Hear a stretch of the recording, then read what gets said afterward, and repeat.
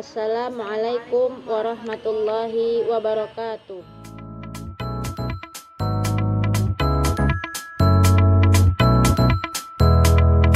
Nama saya Lu'lu Lutfiana Nur Atikah.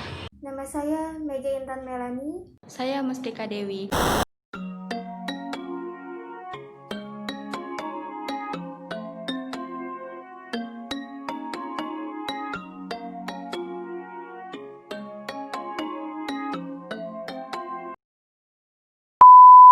Pengertian dan kegunaan sistem. Sistem adalah suatu kesatuan komponen yang berkaitan dan saling berinteraksi satu sama lain untuk mencapai suatu hasil yang diharapkan secara maksimal sesuai dengan tujuan yang telah ditetapkan. Ada 3 hal penting yang menjadi ciri-ciri dari sistem.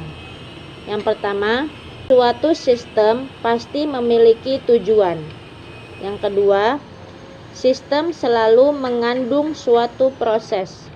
Yang ketiga, proses kegiatan dalam suatu sistem selalu melibatkan dan memanfaatkan berbagai komponen atau unsur tertentu. Sistem bertujuan untuk merancang atau merencanakan proses pembelajaran.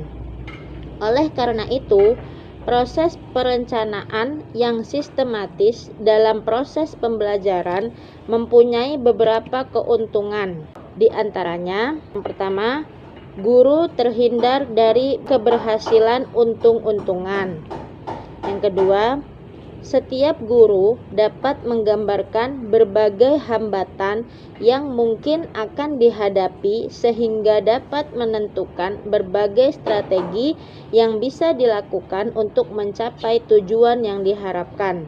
Yang ketiga, guru dapat menentukan langkah dalam memanfaatkan berbagai sumber dan fasilitas yang ada untuk ketercapaian tujuan. Faktor-faktor yang mempengaruhi sistem pembelajaran. Ada 4 faktor yang mempengaruhi sistem pembelajaran. Yang pertama ada faktor guru, yang kedua faktor siswa, yang ketiga faktor sarana dan prasarana, dan keempat faktor lingkungan. Yang pertama faktor guru. Guru adalah komponen yang sangat menentukan dalam penerapan suatu strategi pembelajaran.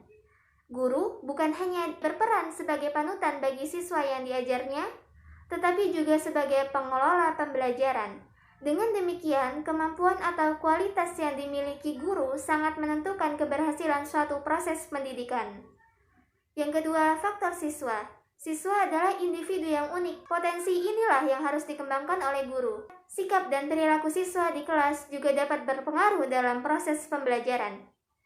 Yang ketiga, faktor sarana dan prasarana. Sarana adalah segala sesuatu yang mendukung secara langsung terhadap kelancaran proses pembelajaran, seperti alat-alat pembelajaran, media pembelajaran, dan lain sebagainya. Sedangkan prasarana adalah segala sesuatu yang secara tidak langsung dapat mendukung keberhasilan proses pembelajaran, seperti penerangan sekolah, jalan menuju sekolah, dan lain-lain. Dengan demikian, sarana dan prasarana sangat berpengaruh terhadap proses pembelajaran. Yang keempat, faktor lingkungan. Dilihat dari dimensi lingkungan, ada 2 faktor yang dapat mempengaruhi proses pembelajaran. Yang pertama, faktor organisasi kelas, yang di dalamnya meliputi jumlah siswa dalam satu kelas, merupakan aspek penting yang bisa mempengaruhi proses pembelajaran. Yang kedua, faktor iklim sosial psikologi. Maksudnya, keharmonisan hubungan antara orang yang terlibat dalam proses pembelajaran. Iklim sosial ini dapat terjadi secara internal dan eksternal. Secara internal adalah hubungan antara orang yang terlibat dalam lingkungan sekolah. Misalnya contohnya siswa dengan siswa, siswa dengan guru, guru dengan guru gitu. Selanjutnya, secara eksternal adalah keharmonisan hubungan antara pihak sekolah dengan dunia luar, seperti hubungan guru dengan orang tua siswa, seperti itu. Komponen-komponen sistem pembelajaran. Komponen-komponen sistem pembelajaran terdiri dari 5 bagian. Yang pertama, ada tujuan. Yang kedua ada isi atau materi. Yang ketiga ada metode atau strategi pembelajaran. Yang keempat ada media pembelajaran. Dan yang kelima ada evaluasi pembelajaran. Kita akan membahas tujuan pembelajaran terlebih dahulu. Tujuan dalam sistem pembelajaran begitu penting karena sistem pembelajaran sangat bergantung dengan tujuan pembelajaran. Yang kedua ada isi atau materi pembelajaran.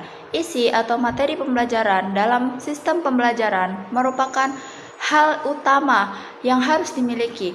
Apa yang akan diajarkan kalau tidak ada materinya? Apa yang akan disampaikan kepada siswa kalau materinya saja tidak ada? Yang ketiga ada metode atau strategi pembelajaran. Metode atau strategi adalah komponen yang memiliki fungsi yang sangat menentukan keberhasilan pencapaian tujuan. Cara yang digunakan atau strategi yang digunakan untuk menyampaikan tujuan dalam sistem pembelajaran itulah yang akan dinilai siswa, yang akan diingat siswa, dan yang akan diterima oleh siswa. Kemudian yang keempat ada alat dan sumber daya. Alat dan sumber daya dalam sistem pembelajaran memiliki fungsi sebagai media penyampai materi dalam pembelajaran. Kita bisa menggunakan alat atau sumber daya yang sudah banyak digunakan. Tapi kita juga harus melihat apakah alat dan sumber daya tersebut memungkinkan digunakan di suatu tempat atau tidak. Meskipun sistem pembelajaran membutuhkan alat dan sumber daya, tetapi ketika kondisinya tidak memungkinkan, maka alat dan sumber daya tidak bisa kita paksakan, harus sesuai apa yang telah kita rencanakan. Yang kelima, ada evaluasi. Evaluasi di sini merupakan komponen terakhir dalam sistem pembelajaran, di mana melalui evaluasi kita dapat melihat kekurangan dalam pemanfaatan berbagai komponen sistem pembelajaran.